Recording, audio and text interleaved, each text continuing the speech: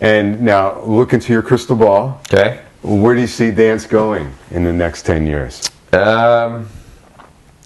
Believe it or not, I think what's going to happen is it'll make a circle and go back a little bit. Mainly because you can only take acrobats so far before you start eliminating dancers who can't do the style anymore. So they're going to want more people back in, and somebody's going to say, you know what, we need to stop scoring these guys that are doing all these heavy-duty acrobats and start scoring the ones who are doing good footwork and good technique, and that's going to make the dance grow again from that point. So you'll always have somebody who wants to put on a show, which is awesome. It's great. Good for all ages. But at the same time, you want longevity, and to get longevity you have to have solid technique. And so you talk about putting on a show, so you've got shows like Dancing with the Stars. Right. And have you seen, how has that affected your business? You know, we thought that having the two shows, Dancing with the Stars and So You Think You Can Dance, we thought having those two shows, that all of a sudden the phones would go off the hook, and really nothing changed much. Really? The only really defining thing I can talk about is that all of the people who were taking the lessons realized that they really had to become more versatile. You know, they'd watch these shows and see these guys doing 5 or 6 different dances in a season, and they're taking lessons for years and can't do half of what they can do. And so they're saying, you know what, I need to learn how to do a waltz or a cha-cha, just so I know how to do it. And now they're getting excited. Yeah, they're getting more diversified, much more versatile, which is great, because that's right up my alley. I'm able to take that one person and show them all those different dances, and that's what I love doing. So, which probably accounts for the staying power of your studio. Yeah, diversification. Very strong. So we're doing good. Knock on wood. So you talked about the entertainment value, and then people having good fundamentals and stuff. Right.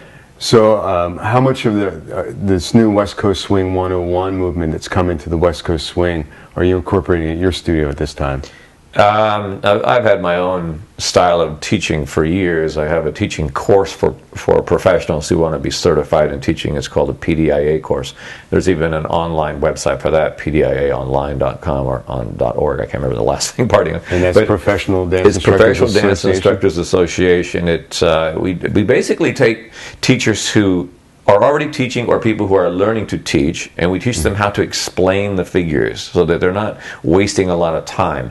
And then they hone their teaching skills, and we don't teach them a syllabus unless they have none. So a teacher can come to us with their swing syllabus or something, if it's at dance, and we look at the way they explain and teach that. So we're not trying to control a syllabus in any way. We just want them to be better at what they're saying.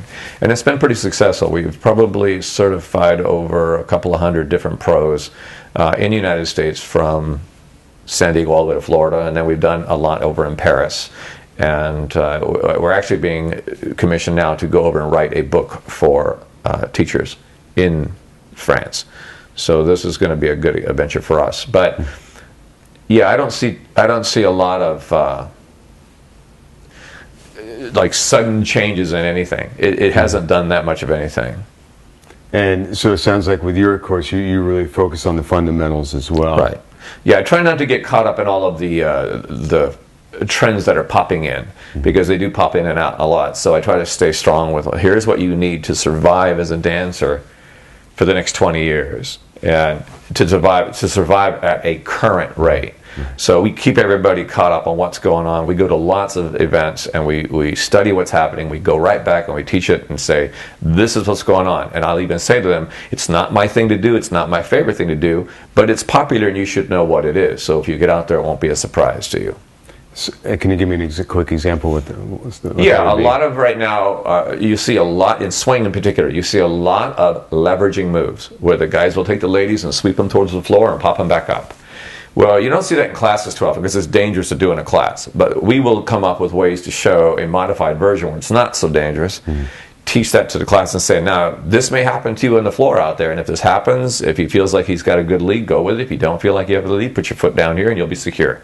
So we teach them how to just be safe, doing the same moves that are being done out there, because a lot of these guys don't take lessons in what they're doing. They just see somebody getting tossed, they grab the next girl, and off they go to try it, and they end up getting injured. So, you know, the more technical, the more the business grows, the more difficulty comes into it. So people want that, you know, they don't want to work on their basics. They want to jump up here and do the hard and cool stuff right away. And they don't realize that without the stuff in between, somebody's going to get hurt. Right, without that foundation. Right. Right, so we're still trying to keep that solid. So, for someone who's just learning to dance, you just said about learning the fundamentals. What other advice would you give someone who's just coming in to West Coast swing or any style of dancing? Well, my first piece of advice would be to say, learn more than one dance, because they all relate to each other one way or another. You can learn great concepts of connection through Latin. You can learn great leg control, feet control through ballroom. You learn really cool like moves and feelings through salsa. And then your swing, you'll find it's changing constantly if you're doing that. If you're only working on swing, you're picking up only what you see in front of you for that lesson. And sometimes it's great, sometimes it's not. But learn a little bit of everything. And then on top of that, take classes as well as privates, because in classes you get to lead several different people, and it works your leading and following skills if you're a follower. And if you can take a private, if you can afford the privates, do it, and try to get it from reputable professionals so that you don't waste your time or your money. That's great advice. And last question for you, because I know you've got to go and have some fun here today at the Capital Swing Dance event. Somebody who's intermediate or advanced and wants to really notch up their competition or become a competitor, what advice would you have for them? Do a routine. Start off with a show routine, maybe something that you do just at a studio party or at somebody's house or whatever, but something that's not going to put too much pressure on you, but it definitely has to be a level you've never gone to before. And going with that concept, there's something you can do just simply while you're dancing on the floor. Put yourself in different positions that you don't normally put yourself in and see what you do to get out of them. That'll make you grow. That's a cool way to kind of make you learn new things. Out of the box. Yeah, just put yourself in some odd position and see what happens from there. Because sometimes it gives the follower different information, and she responds differently. And as a follower, it changes the way the leader leads the patterns.